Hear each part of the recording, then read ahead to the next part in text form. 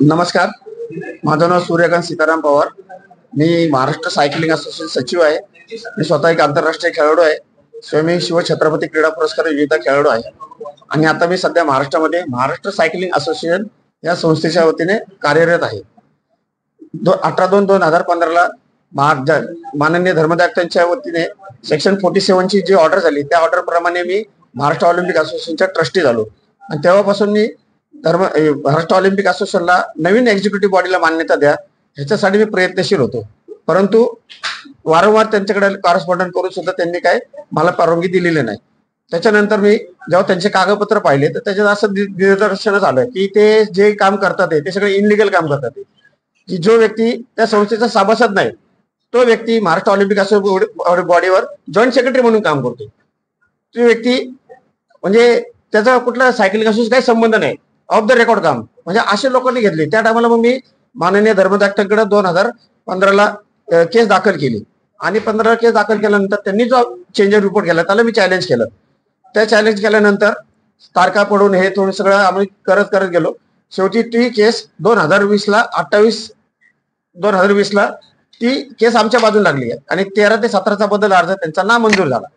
त्याच्यानंतर काम पुढच्या मुख्य मुद्दे ह्याचे जे त्याच्यामध्ये जे चेंज रिपोर्ट होता तो इनलिगल ते काम करत. म्हणजे कसं की घटनेमध्ये लिहिलंय की एका व्यक्तीने 2च वेळा तुम्हाला अध्यक्षपद किंवा सेक्रेटरी पदावर राहता येतं. परंतु तिथं ऑलरेडी 4 वेळा 5 वेळा असे जे त्यांनी टर्म केलेले असे तिथं कार्यरत होते. त्याच्यामुळे मग ते लिगल मध्ये आणि ऑफ द रेकॉर्ड जो काम करतो तो माणूस सेक्रेटरी आहे हे पोर्टलला आम्ही सादर केलं. त्याच्याप्रमाणे मग ती 13 ते 17चा बदल अर्ज नामंजूर झाला.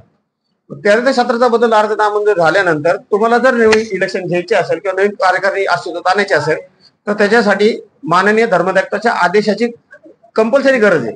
त्यांच्या आदेशात तुम्ही नवीन एक्झिक्युटिव्ह बॉडी आणू शकत नाही किंवा इलेक्शन घेऊ शकत नाही.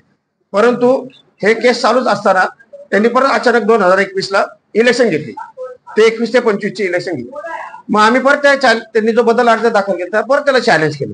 मग ते चॅलेंज करता करता आता 2025ला 10 ऑक्टोबर 2025ला त्याचा निकाल लागला. म्हणजे 5-5 वर्षांनी निकाल लागतोय.